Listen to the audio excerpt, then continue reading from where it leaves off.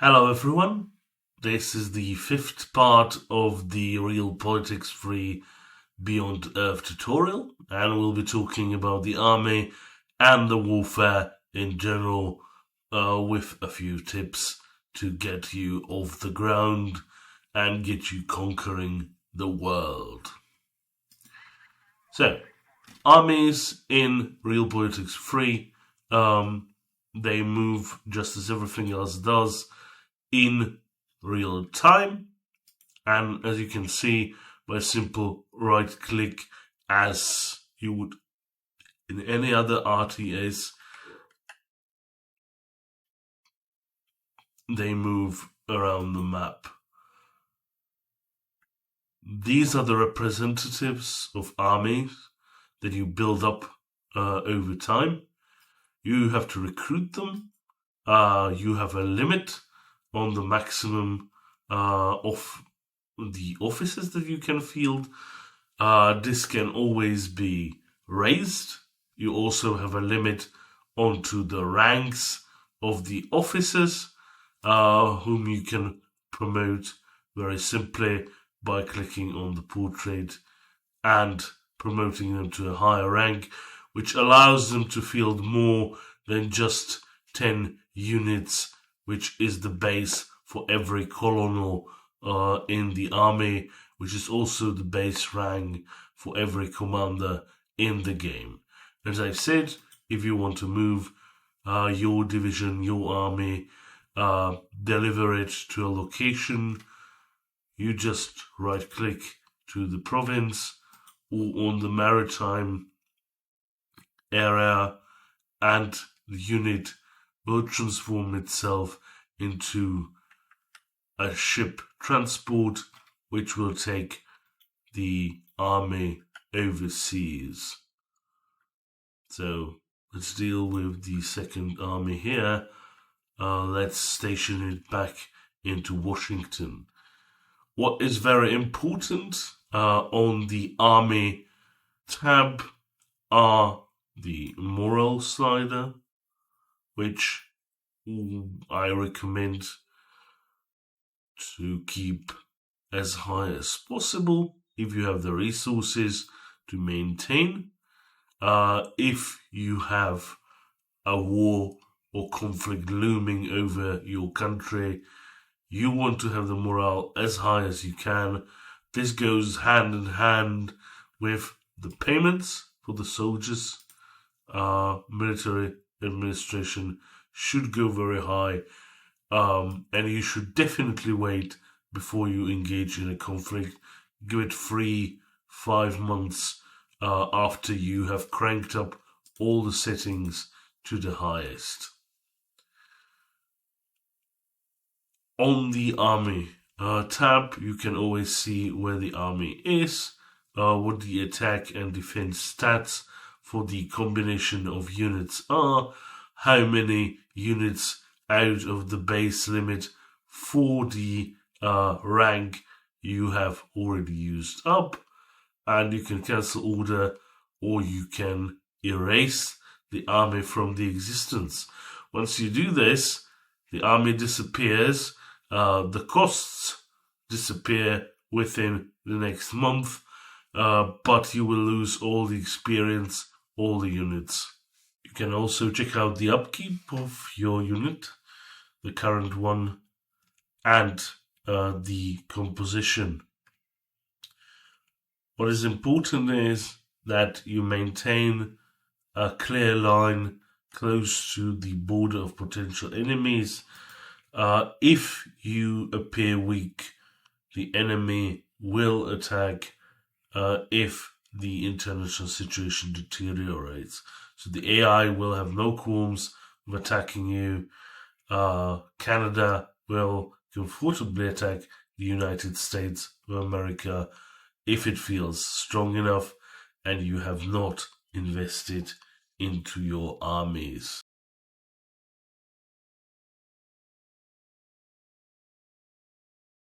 The military window is another important one. It will show you the overview of your forces. It will show you how many officers you have, across all the branches of your military, what you can do, and most of all, it leads to the war or military manager. This is the window where you recruit your units. This is done very simply. You choose the officer.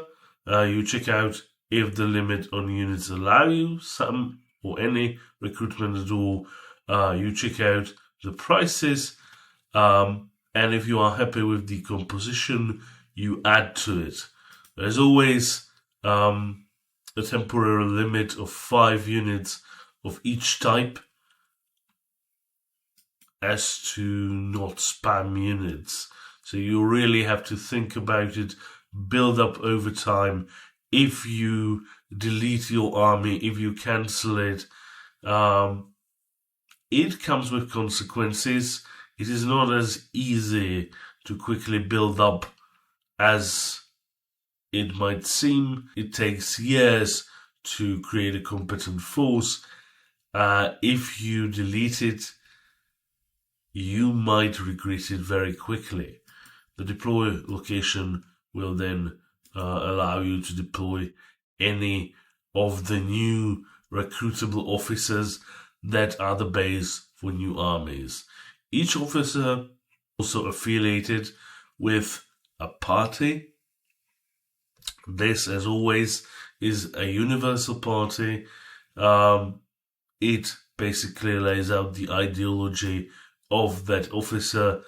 It has no connection to the base naming of parties. It is the ideological underpinning of that political party, their ideology, and how it works. You can also check out the morale, you can check out the speed of your armies as you combine the force. And as it comes together, you just switch over and start recruiting for a different officer. Right. So these are the basics of recruitment. War Manager is available here, and if you really need to, again, there is the shortcut here. You can get an overview of the military. Also, will be showing you how large the militaries of the world are in comparison if you are in the top countries with the largest military in the world. And we are the second after China in this case, having endured a Canadian sneak attack. But we are slowly building up, and we shall respond to that.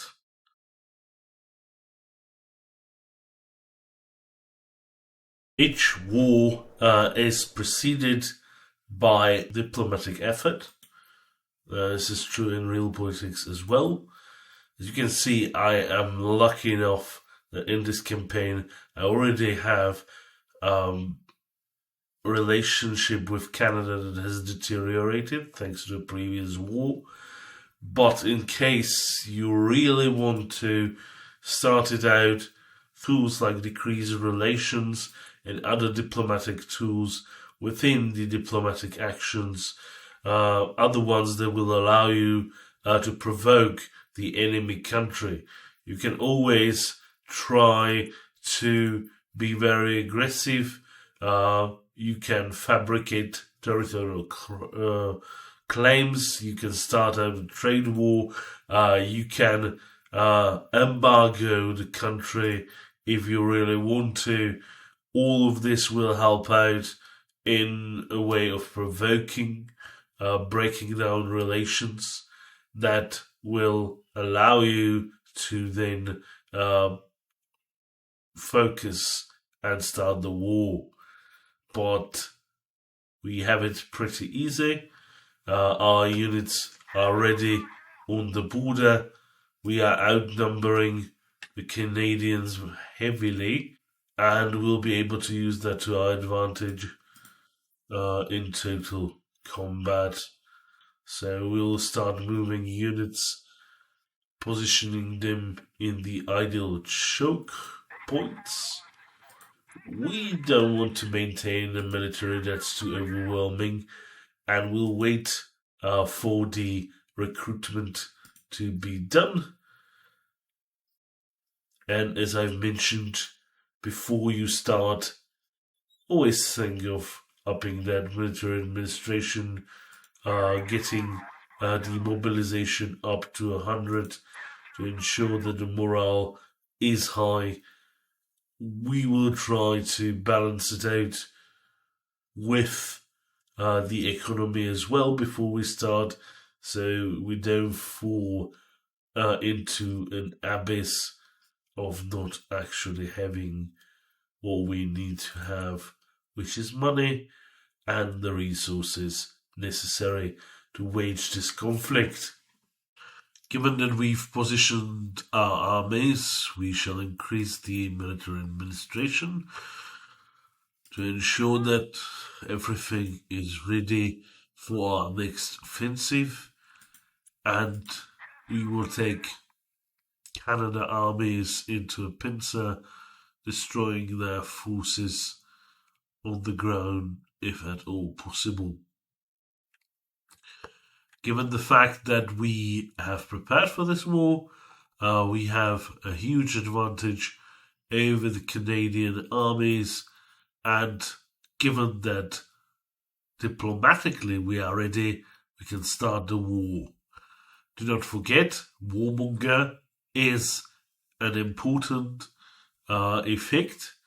You can lower it by investing in the right ministry.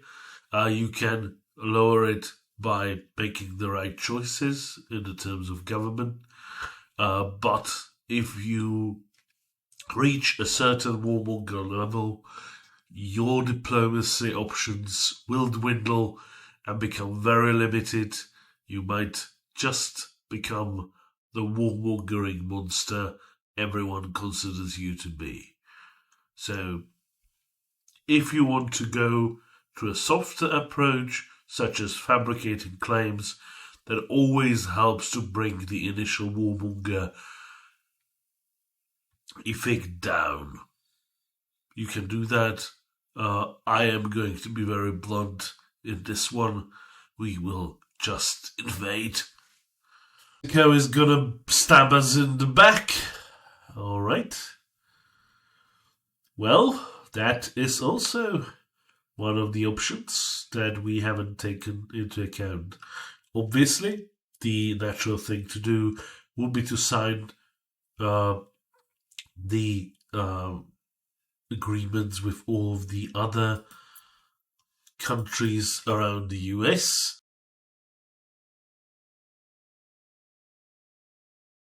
The interface looks like this. It will show you all of the divisions and all of your soldiers that are present on the current battlefield. You can deliver any reinforcements that are behind your lines, and you simply click on the area. You will be able to easily see where the enemy is. At the moment, we have a morale advantage, and at the same time, we'll choose a command that will be helpful in winning this much faster. The armies then take turns, and as you can see, they respond to each other's tactic by using different tactics that hopefully countermand the enemy ones. And we've managed to beat the enemy core. I'll take back Jamkland. That was pretty fast. If the enemy is missing any morale, he will keep on retreating until a little bit of that, at the very least, the base is recovered. So, if you feel like your army is retreating, if you feel like it is not doing what it is supposed to be doing, then you have failed to motivate it before actually starting the war and get the morale as high as you can. You can obviously repair and heal your soldiers if you have the appropriate buildings, but that is not our concern in this case. We'll keep on pushing, taking Norwegian territory to ensure that we are on the winning streak. As I mentioned, you simply right-click on the victory point once you have actually chosen the army or the division, and they will march straight over to the victory point to capture it, and you can see the capture being done.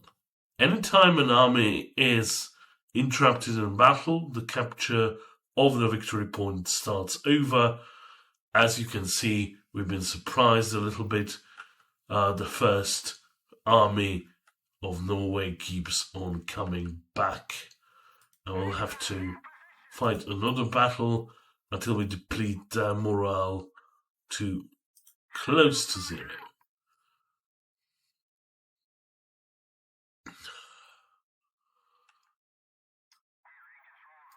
We've been successful. Hamar has been taken, and we are slowly moving towards Oslo. That will clear us out. And as mentioned, and as you can see, there is the balance, what kind of war it is, what the armies facing each other are. We have a very significant advantage in this one. The higher you go, up to 100 points, the more you can ask for in the subsequent negotiations about peace or surrender. So let's chase them out. We seem to be winning here significantly. We also are losing less than the enemy is at the moment by taking a defensive position. But mainly our stats are so high that Norway is not able to withstand our barrage. And soon Oslo will be in our hands.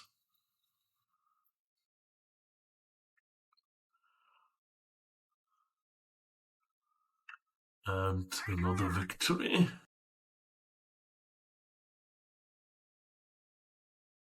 Final part of the war is always the negotiation. We would like to start negotiating with Mexico to take a few of these northern provinces.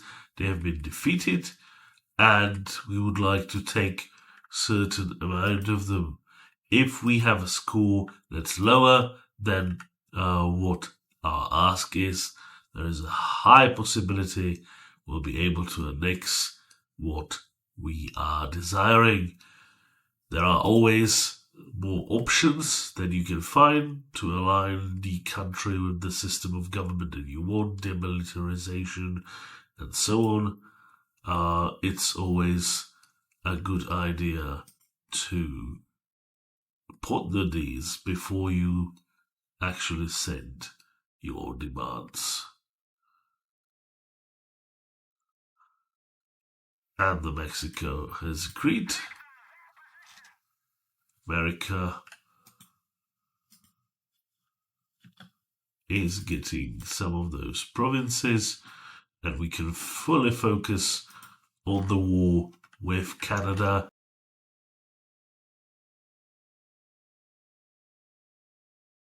The key is always to maintain your forces, heal your soldiers in hospitals if you can, if you've researched that tech. If you have not, that is a different matter altogether. You will have to do with the intermittent recruitment, and you will have to do with the additional forces that you can quickly muster